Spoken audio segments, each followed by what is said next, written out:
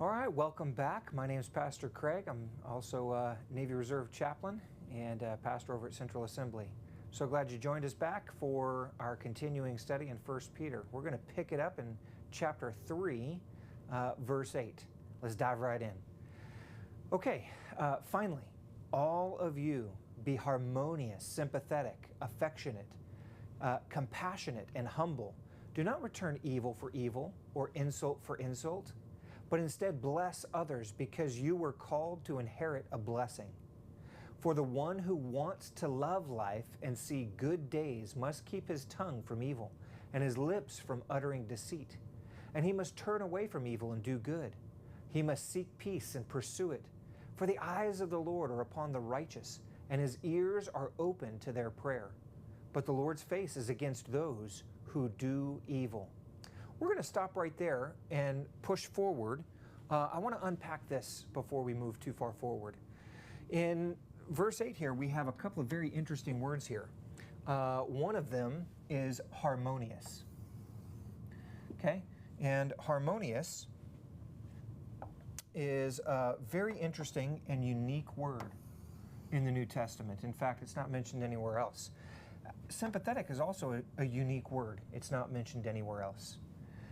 Affectionate, compassionate, humble, all of these words are very unique in the New Testament. These are kind of Peter piling up these ideas. Similarly minded, that's harmonious, is kind of the idea. It doesn't mean thinking the same or thinking the same thoughts or having the same opinions. It means thinking uniformly.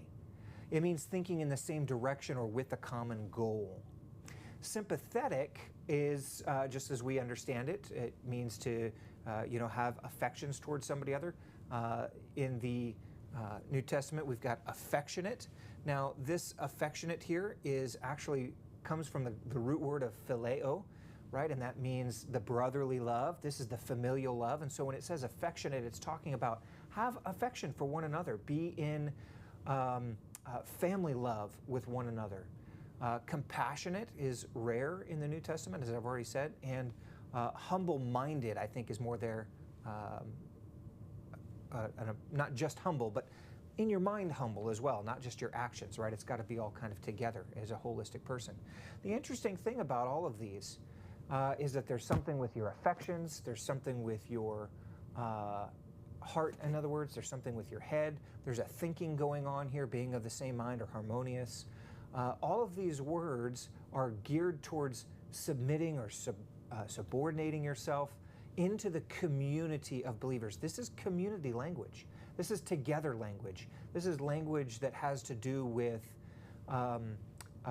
trying to stick together through difficult times.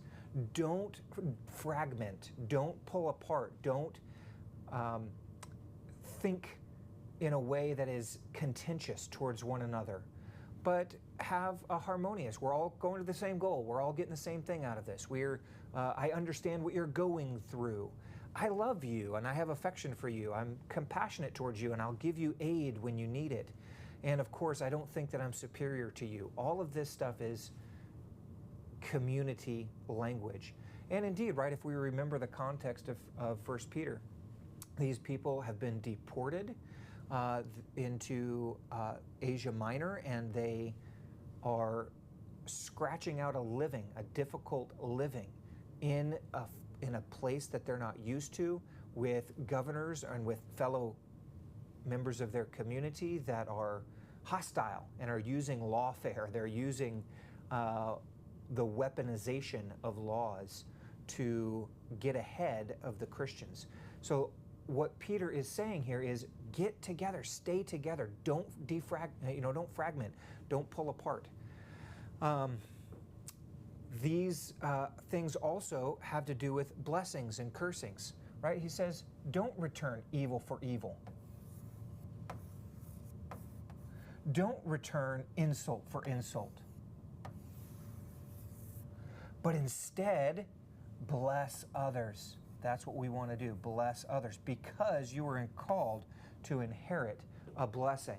Blessing means to not just speak well of others. It doesn't just mean to be kind to them or say nice things, rather than insulting or being evil or giving evil words or insults or something like that. It's not just be nice in your words.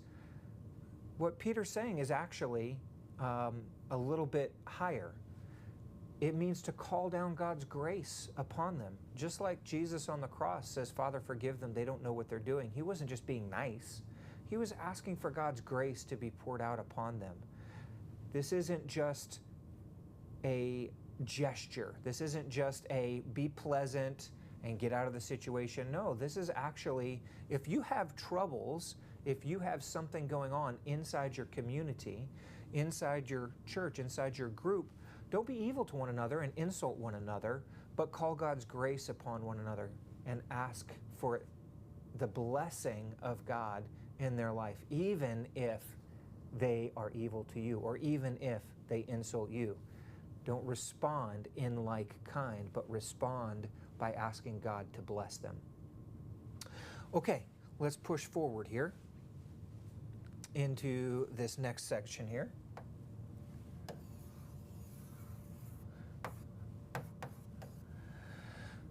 In chapter 3, verse 10, what we have is a quotation from Psalms. It's actually from Psalm 34. And the psalmist is David, and he's written a psalm after he's pretended to be insane before King Achish in Gath, or Gat. Okay? Which, by the way, there's a lot of great archaeological digs going on in Gath right now, as we would say, or Gat, as they would say in Hebrew. So there's a lot of great archaeological information coming out of that area. If you're interested, I recommend you go look for it, but it's a very fascinating look at the Philistines.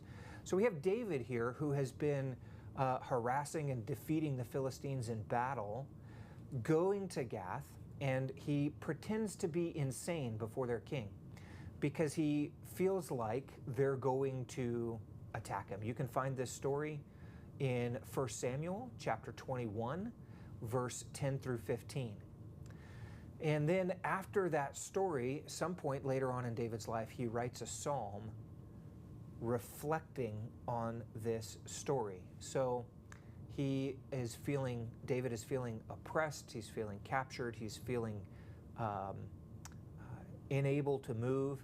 And he reflects on the goodness of the Lord. He reflects on the fact that God will deliver him, even when it seems like he's been delivered into the hand of the king of the Philistines. And I think that's an appropriate call for Peter to make for his audience, to remember how difficult it was for David in that one moment. Well, look at his psalm and how he calls upon the name of the Lord. And in Psalm chapter 34, we can see in verse 2, it says, I will boast in the Lord, let the oppressed hear and rejoice. David has this ploy of pretending to be insane, and he's drooling all over his beard, and he's being ridiculous and weird, and the king goes, wow, this guy's insane. I can't believe this is the actual David. So he lets him go. And David reflects on that and goes, I was oppressed, I was down and out, I had nowhere else to run to. I run for refuge from Saul, my enemy, or not my enemy, but somebody who's trying to kill me. I run from Saul, and where do I run to? Into the hands of my other enemy, the Philistines. And so David's feeling very trapped here, and he says, I'm not going to boast in myself for cleverness or cunning or a great ruse or a good plan. He says, no. That was absolutely God's protection in my life. And he then further reflects on his words. He reflects on what he's saying. And he says, come, children, listen to me. I'll teach you what it means to fear the Lord. This is in verse 11. And 12 says, do you want to really live? Would you love to live a long and happy life? Then make sure you don't speak evil words or deceptive speech. Don't be a liar. Don't be evil towards one another.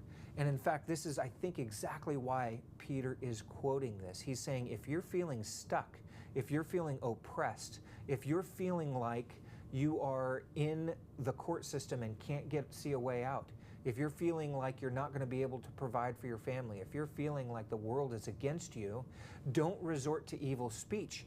But for the one who wants to love life and see good days, if you want to love life and see good days, love life, see good days, you must keep your tongue from evil and your lips from uttering deceit. He must turn away from evil and do good.